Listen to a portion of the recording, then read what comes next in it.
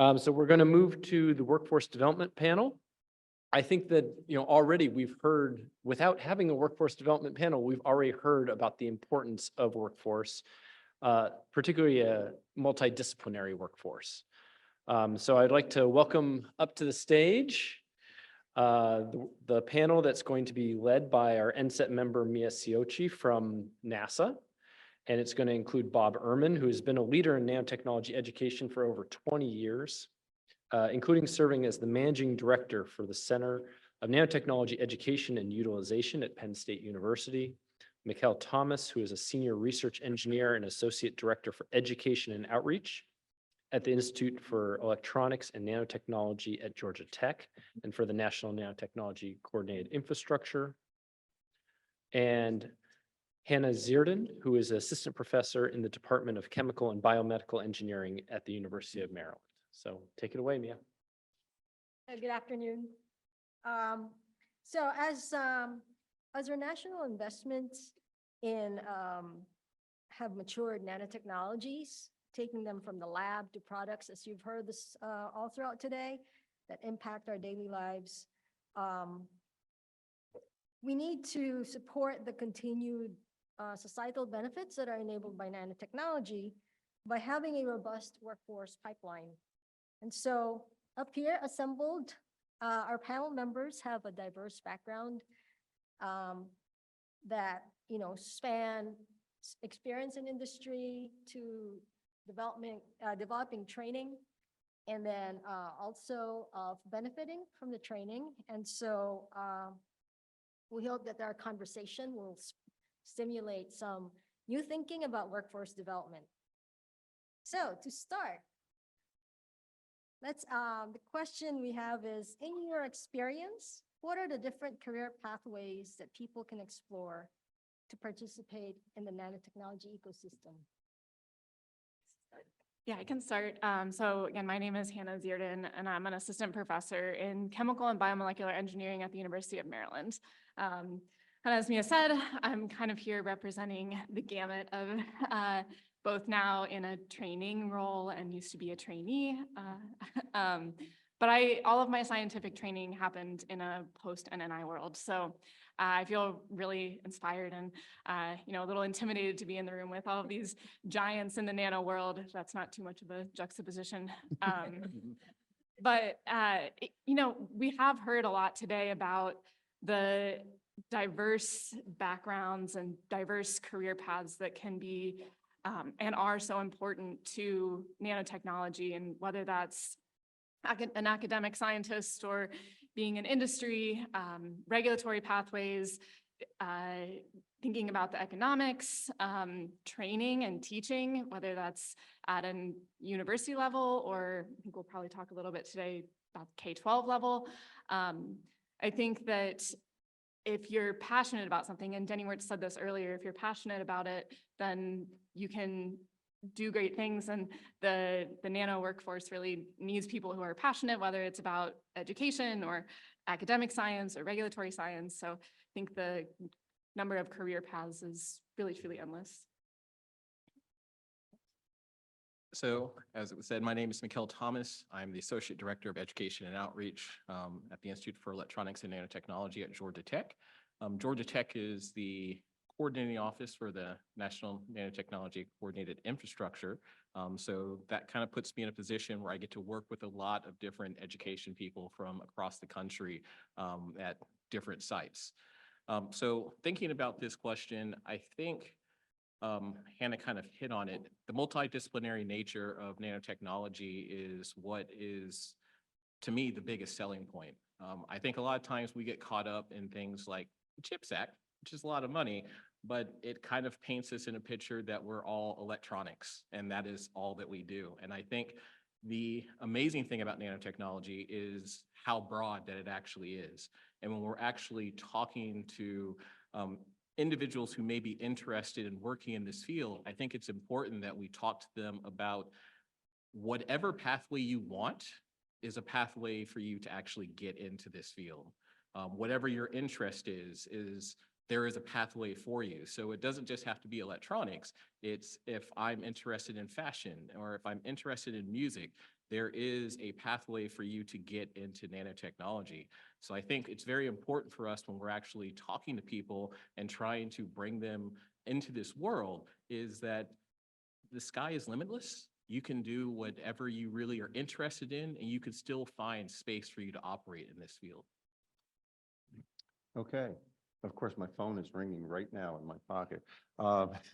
My name is Bob Ehrmann. I am from Penn State. First, I want to say I'm honored and humbled to be up here. And I was wondering why I was here, and I found out it's because I'm old. I started in this 20 years ago in nanotechnology. Previous to that, I was working in industry for 23 years. And my last stop was happened to be in State College, Pennsylvania, the home of Penn State. And through my wife, her colleague as a professional counselor was the wife of Dr. Stephen Fonash, who Mike knows very well, who started a program at Penn State and had acquired some NSF funding, NSF ATE funding. Hats off to NSF ATE. And he was looking for somebody to actually help him to run his center. And I was available because I was at that time making glass, but it was glass for TVs, but it was glass for CRT TVs. And you know where they went, by the way of the dinosaur. So I was in the looking for an opportunity, and it was a great opportunity. And I'm glad I took this opportunity to be there. So just shows that there's a place for everybody in nanotechnology, even me. I previously worked in industry in engineering, manufacturing, and line positions, and so on. We've through our center, we've created a lot of infrastructure for the country and helped to create different aspects that can help in outreach and education and so on, and workforce. And I think there are, as you both said, there are landing points for everyone who wants to be in this field, who's interested. It doesn't even matter if it's science and technology. In this nanotech field, there are areas that people can work. And my role has been mostly working with community and technical colleges. And I want to put out there, raise the flag really high, that we need lots of technicians. And we have as we know, there's a real big shortage. And we need to focus on that, and we need to make sure that we are not minimizing the impact of working with those folks. I know we've talked about research and so on extensively in the baccalaureate student and the master's and doctoral folks, but we really need to stimulate students and bring them in to actually help us to do the real hands-on work. So.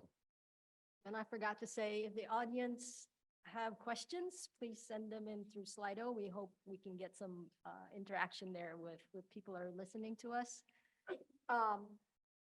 So let's move to the next question. Nanotechnology has often been characterized as being disruptive. And as we've heard this morning, it has disrupted the way we solve problems. We often hear about a shortage in STEM workforce, such as nanotechnology. So how can we get inspired by disruption that nanotechnology has enabled to think about disrupting the way our conventional educational system has been structured, so that it supports this development of a pipeline for continued growth of nanotechnology to be of societal benefit? Anyone, if you can start. I guess I'll go ahead. I think that's really important. I think one of the main problems that we have when it comes to increasing the workforce in nanotechnology is we're fishing from the same pond with the fish that we've already trapped. So what I mean is all of the programs that we're kind of doing now are targeted for people who are already interested in working in this field. And we're not targeting people outside of that field. So we need to be disruptive in the fact that we need to be looking at people who don't have any idea right now that they're interested in nanotechnology. And I always kind of use myself as an example that the way I got into all of this, I had one of my friends come to me in my sophomore year of college, and he said, hey, you should do this internship this summer. And I was like, I got nothing going on, sure. And it asked me on the application, what is your research interest? And I'm a sophomore. I don't have research interest right now. So I asked my friend, I was like, well, what am I supposed to put for this? And he goes, I think this is some sort of microelectronics program. And I said, gotcha. So I wrote all this beautiful text about how I want to do microelectronics when I haven't ever actually wanted to do that at any point in my life. And I got accepted into the program. And I later found out wasn't a microelectronics program. I could have wrote about anything, but the important part was I fell in love with the work that I was actually doing, and I stayed, and that's what I continue to do. But I was a person who was captured simply because he may have written some falsehoods on an application, but we need to capture more people like me who don't know that they're interested in nanotechnology. And we need to try to like go and find them and reach out to them. So that's the kind of stuff that we need to be doing to make sure that we can increase this workforce and not just focus on people who are already interested in being in this field. I think that's a great pond analogy there. Was really great, because I think one of the things we really need to do, and we've been talking about this for years, is increase awareness in nanotechnology and the wonders that we have in the future of nanotechnology. And I think it's important that we try to reach as big an audience as possible. And we got to do that by reaching into the school systems, basically. And how do we do that? There are tools that we can do. We got to do outreach. We talked about outreach earlier, and we need to do these outreach things. But I think we need to sustain that. We need to continue to work with, we can't just do one-offs. We can do one-offs, but I mean, we need to try to sustain that. And I think one of the things that we developed as infrastructure through the center, the next center that I was a part of, was a remote access to RAIN network, or the remote access to the remote access instruments for nanotechnology. And what everybody in this room can do it's you just set up your remote, your tool, maybe your SEM or whatever, and reach back into the high schools, reach back into let them actually use your tool. Let them actually touch the buttons and see what's there, and look at why a leaf is hydrophobic, and show them, do some simple demonstrations. And just start doing that a little bit at a time, or have your graduate students do it, or whoever. And I think that can be very, very powerful in just stimulating the minds of these youngsters out there, that's the audience that we need, and we need to broaden that. And if everybody does something like that, I think it can be, and then do it again next year, and then do it again, and try to keep going and bringing more people. And we need more, as we know, there's a strong need in the workforce, but we've got to excite people and then bring industry in and show them how to do, show them what the opportunities are available, or other researchers, and show them what those opportunities are. So. I think the key word in the question was disruptive. And so you can't do the same thing over and over and expect a different result. And if you really do want to get K-12 exposure to nano, we as academics can't go into a classroom thinking we know what's going to work without consulting the people who actually know what's going to work. So whether it's the elementary teachers or faculty at community colleges, we've talked about teamwork and interdisciplinary, but that goes beyond science, that goes into education. And if you're not relying on expertise in this field of education, then you're just doing the same thing over and over again, and it's not going to be disruptive, and it's not going to change the future of the workforce. So I think that is kind of the key is, yeah, it does need to be disruptive, and we do need to bring in people who maybe aren't traditionally considered part of the nano workforce, but who would be really critical to changing the future of the workforce. Let me tag on to that, because yet another characteristic that we've heard pretty much all day about nanotechnology is that it's multidisciplinary, right? When I think about multidisciplinary, part of the critical thing that makes it work is teamwork, right? So how do we think about, workforce development, the infrastructure for workforce development being nurtured more along that sort of thinking, that it's a team effort, not just, it doesn't stop like K through 12 is separate from college, is separate from technician, it's separate from, right? I mean, whatever, the spectrum of workforce that we need.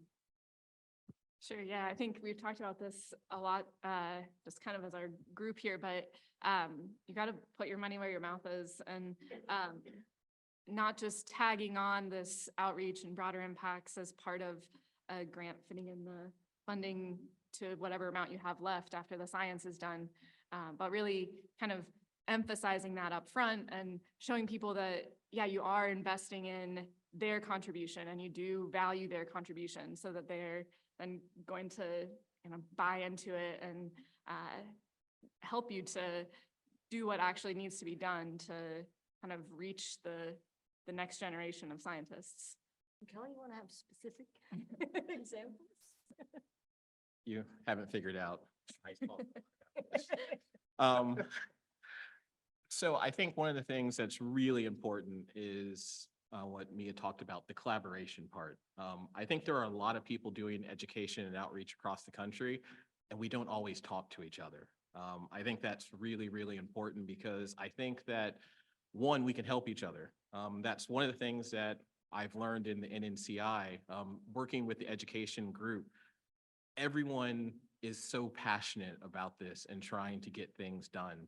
And they'll come up with something that's really amazing, that really works well, and they just share it, just give it away. Hey, here, go ahead and do this. This is something that works really well. And I think that that's something that we need to expand out on a much larger scale, that there are so many people doing amazing work and have found amazing ways to interact with students, individuals, anyone that they're trying to do outreach to, and they can share those lessons that they learned with each other. So I think that it's really important for us to kind of talk to each other and just learn from each other, and to build something that's more sustainable and that is going to reach more people and have a larger impact than what we're currently doing right now. Bob, you had an example, I think, of how we can leverage resources across the different, Oh, now you're challenging my memory because I'm old, remember? using, from community colleges and access to. Oh, yes. And it's not something new. It's something we've been doing. That was kind of our premise for shared resources. Basically, our program was a university-based program. I'm at Penn State. And we shared our resources across, with community colleges across the state of Pennsylvania initially. And initially they were, bringing them in for a 12-week program in their science or tech area, and letting them, teaching them the instrumentation, but then also and characterization equipment, and then actually letting them use it. And people were afraid at first that they were going to break it. That I'm not letting them on my equipment. And it turned out that it has really been not an issue. I mean, they don't break the equipment. They actually enhance it because they learn how to use it very well. A lot of them are working in labs across the country that were trained in this program, that came from community and technical colleges. And I think we need to do more of that across the country, is be able to open us. And I know people have talked about that before, opening up access to that to as I mentioned, remotely, but also bringing them in to actually in these training programs and creating these training programs and working with your local community and technical colleges to get these workers trained to be able to go out. It doesn't have to be a nanofab lab, but bringing them in to programs, because it's too expensive for a community or technical college in most cases to have all this equipment or invest in all this equipment. And maybe it's not necessarily the best use of resources, because they're just usually dependent upon one person who might go away. So it's important that we do sharing across the board. When you have questions from the audience? Sure. Actually, this is, the Slido is blowing up. I had a couple lined up, but so many people keep adding that I'm having problems keeping track of them as well. There have been a lot of workforce and education outreach questions submitted through all the other panels as well. This is a topic of intense passion. One question that I hope we get to towards the end is, people have been asking about where you find these kinds of resources and information to to teach and to learn more about nanotechnology. And I know there's a ton. So maybe towards the end, you can ask people to share that. But a really great question that I want to kind of combine too is, where is it now? See, people are just, to what extent would the nano workforce development differ from other kinds of manufacturing workforce development, especially with the rising growth in energy and biotech, for example? Is there a real difference, or are these all working together, building off of each other, those skills? And I want to tag on a second question that came in. Because there's been such emphasis on developing a workforce, which we need, but how are you working to balance the creativity and aspirations of the individuals that you talk to in order to help guide them into nanotechnology careers, like moving away from that pipeline analogy, that these are individuals that you're helping to encourage? And I think you touched on that a little bit with your first answers about how everybody has an entryway into nanotech. But if you want to kind of tie that in with how is nanotech jobs, or are they a lot different from other manufacturing jobs, biotech, energy, for example? I would say they're similar, but for me, there's one key difference. No one knows what the nanotech jobs are. And I think that's been one of the main issues that I have seen is we have done a terrible job at explaining what nanotechnology is to people. So the example I always give people, if I go out and I ask someone about what is the cloud on the street, people are going to be able to tell me what the cloud is. They're not going to be able to tell me the technical details, but they'll pretty much be able to explain what it is. And if I ask them about nanotechnology, the answer I get most often is, well, that's what powers Tony Stark's Iron Man suit. And that's, while that's useful that they've heard the word, it's a bit of a problem. So I think when it comes to workforce development, the biggest problem that we have to overcome is people understanding what the job is and what's involved in the job. When I talk to our industrial partners, I make the point to them that what should you be doing for workforce development? Talking to people, just going and talking at schools. Most schools have survey programs for young engineers where they're just getting information about what goes on in that discipline. Go and talk there. Just talk to people and just kind of educate them on what is available. I mean, we always do things like a day in the life for like little kids. Why can't we do that for adults, for students who are in college, and just to kind of explain the different things that are kind of going on? So I think the jobs, I think, are relatively the same if you just look at them on their face, but I think that there is a problem that people don't understand that they are the same, because when you say nanotechnology, it's this nebulous term that people think is like 40 years in the future that they have no idea exists in everyday life right now. Let me ask, in your experience, we talked about multidisciplinary, which is characteristic of nanotechnology, and the importance of teamwork to actually make that happen. And teamwork actually requires not just the technical skills, but the soft skills. So how would you build that into the, the training of people from K through whatever? Sure. So something that I think my previous mentors did a really good job of kind of training me, and I try to train my students. Maybe they'll correct me later. Hopefully not. But just the importance of scientific communication and not going into a room and, giving all of the jargon was mentioned earlier, but, high level details, like obviously that's important. And for grad students, that's important for qualifying exams and dissertations and, proving that you are the expert in whatever your thesis is. But if you can't go home and talk to your grandma about it, or talk to your 5-year-old, then you're not truly an expert in it. And so scientific communication is something that I think a lot of academics struggle with, whether they know it or not.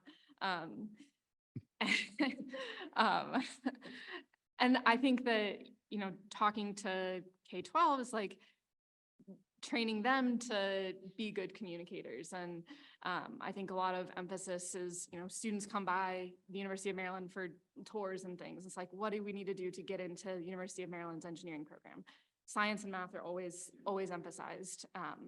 Nobody ever says you need to take those speech classes and you need to become a good writer and you need to, you know, do all these other things that will make you a well-rounded scientist. And I think that emphasizing that earlier is important and will make then the next generation of academics and industry leaders be able to better communicate what's going on so that we don't, 20 years from now when we're back for the 40th birthday, we don't end up with the same sort of, well, we're still at this workforce kind of desert and struggling to fill these spots because people don't know what nanotechnology is.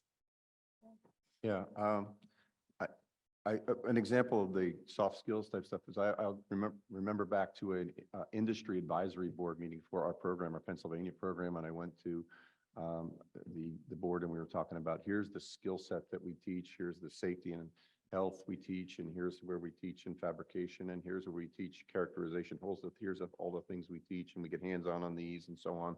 And then there's this professional skills down in the corner, listing a lot of those things you said. And one of the industry folks said, I don't really care all that much about that stuff over there, but those professional skills are the most important thing that you could teach the people that you're providing to me. Because if they can't work with somebody else, they could be the greatest techie in the world, but if they can't come out and work in my organization and be able to work, you know, play in the sandbox with them and play together and be able to communicate, those are the things that we really truly need. So I think that that's what industry is crying for, and we try to emphasize within our programs that we put together. So we can keep taking questions from the audience. This is a fun one, so I wanted to ask this. To inspire future workers who don't know their prospects yet, how should using challenges versus discipline be articulated? So the example that they gave is talking about helping us land on Mars or discovering a universal flu vaccine, rather than come to Nano because you enjoy aerospace or medicine. So how do you talk to the various people that you teach about nanotechnology? Challenges, discipline? I'm going to tag on to that because I was thinking actually about Jennifer's point earlier in the previous panel about defining a problem. That's a key thing that you need. And so I was going to ask Bob, because, you know, from your industry experience and how you think about, you know, what's important to consider in a problem. Can you bring that, you know, right, perspective in?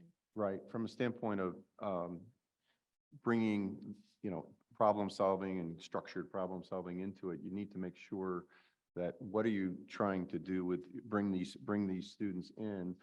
And I think we're talking to a wide range of students. So when we're doing outreach or whatever, and I think it's important that you do have the challenges that are out there, the really cool things you can do.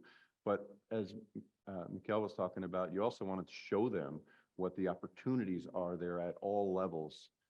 You know, bringing in industry folks who are technicians, you know, and showing them what their opportunities are, because not everybody's going to achieve, you know, to be a PhD, but there's room for them to come in. So you need to balance the really cool moonshots that are out there with the really practical stuff that's out there for folks to be able to partake in this industry, well, industry in general.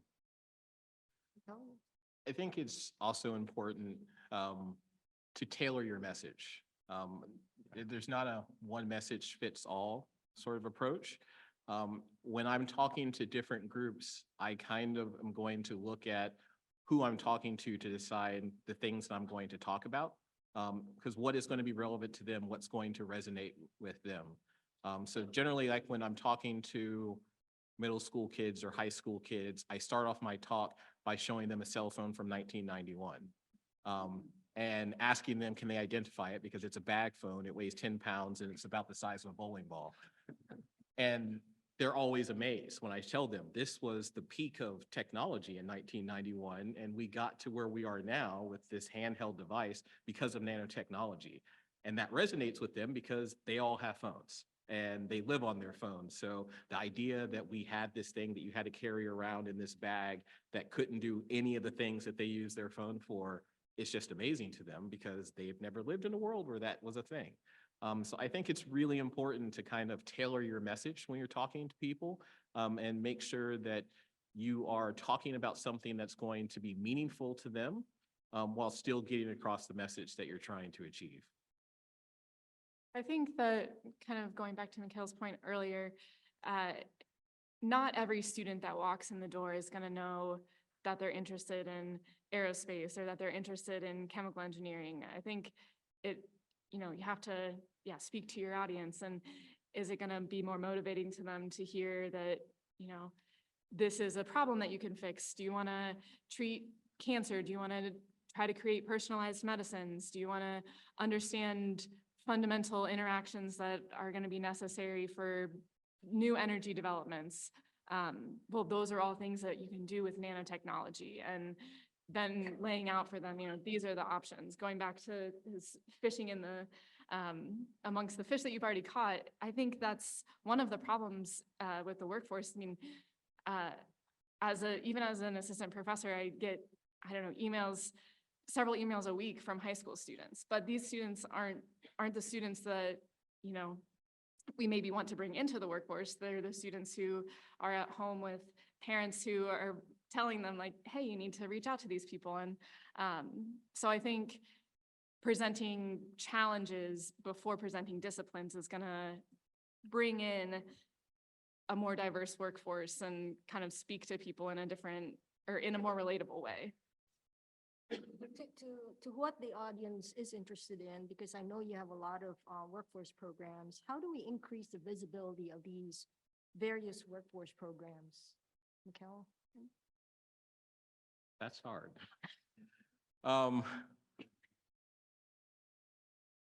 I think it's kind of what we talked about with being disruptive. We have to come up with new ways.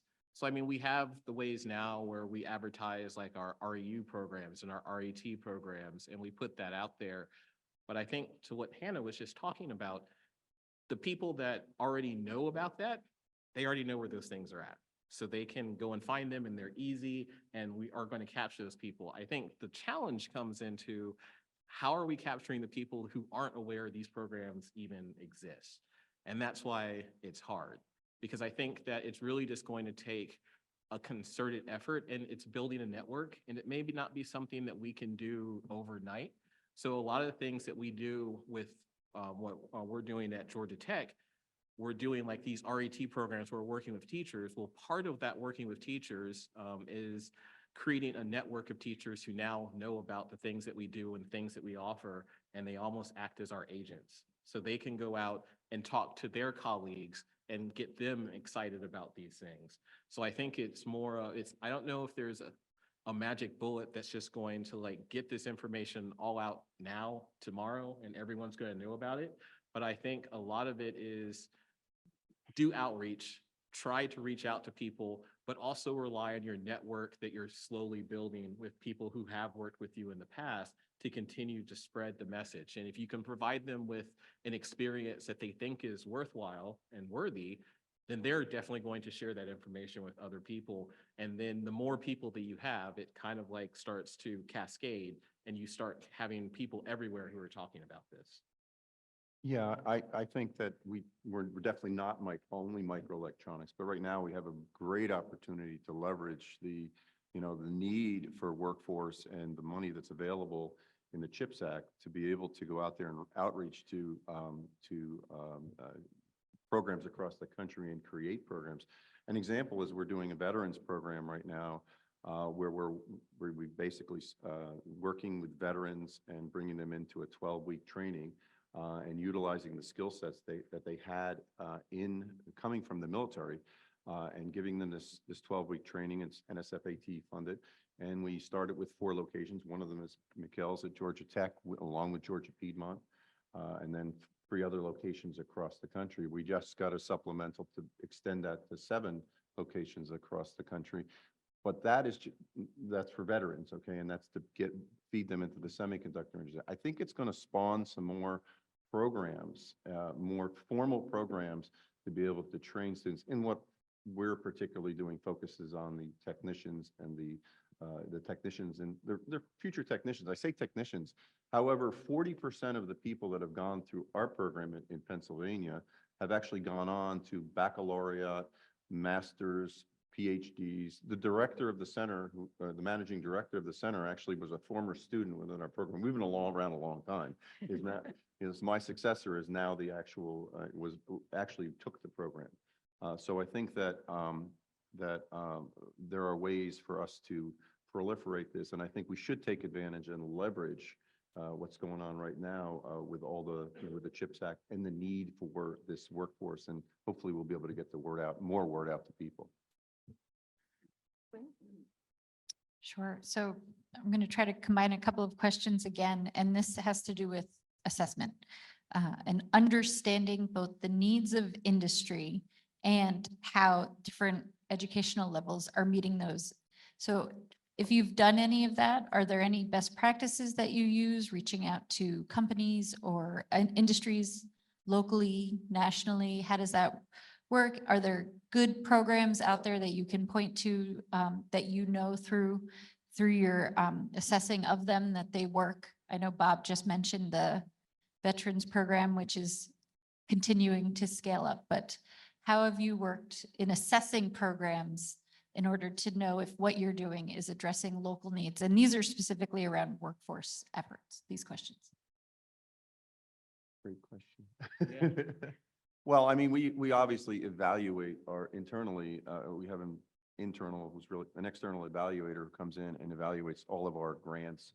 And we determine what are our students doing? Where are they going? It's very difficult to be able to track students once they're gone from a program to figure out where they went, where they got employed. But we figured out that we have hundreds and hundreds of companies and I should say institutions that have hired, because it's both college and whatever. But I think there's more to be done. We're actually right now for this veterans program, we're actually hiring someone to actually stay. And because we want to get the data out there, we're doing some longitudinal work to try to figure out a student support specialist going to work with the students and figure out what is happening. You got to put some money on it. And you talked about it earlier. It's not just a checks the box exercise. We need to make sure we put enough money in these programs and actually people are actually doing them. It's not just what's left over. There really should be some real thought as to what's going on and hire the right people to do that. And then hold people accountable for actually doing what they say within, their proposals and so on. I think it's important that, the funding agencies do that and your evaluators truly actually hold you to task and the funding agencies do actually hold you to task in this, particularly in this educational workforce area. The last few minutes we have, what do you think or hope the workforce will look like in 10, 20, or 30 years? Hannah? I think and hope that there is a whole lot more diversity in the workforce in the next 30 years. Not just diversity of gender and race and ethnicity, but as Bob was mentioning, diversity in experiences. So whether it's people who have kind of maybe have been non-traditional students that have come into the nanotechnology field. I think really a richer diversity is and has been shown to improve our scientific output. And so I think that is my hope for the next 30 years. Mikkel? So I'm hoping that when we're doing this next panel, we're not talking about how to fix everything still. So hopefully the next 30 years, we will have figured out how to get people into the workforce. And we have a healthy workforce. And it's more about the conversation about how we maintain it. And is there anything that we can do to make it even better than what it actually is? But I think I'm also along with Hannah that I hope that it is a diverse workforce, that we have figured out how to reach out to the people that we're not currently reaching out to now, and have created a pathway for them to enter into the field as well. Yeah, our programs are not very diverse that we've had at Penn State. We've trained over 1,000 people, and it's hard to attract females. It's hard to attract, minority folks into those programs. And I hope that that is one of our main focuses, to bring, you got to bring everybody to the table, basically, to really have a benefit for society, in my opinion. So, yeah. So I hope, I mean, this is a topic that's complex, and as mentioned, I think it requires teamwork from those who are funding, to those who are evaluating, to those of us who are executing, to contribute to thinking about this as a team effort towards a common goal, instead of stovepiped and competitive. So thank you for your attention. We hope we've stimulated some ideas about, workforce development for the future. Thank you.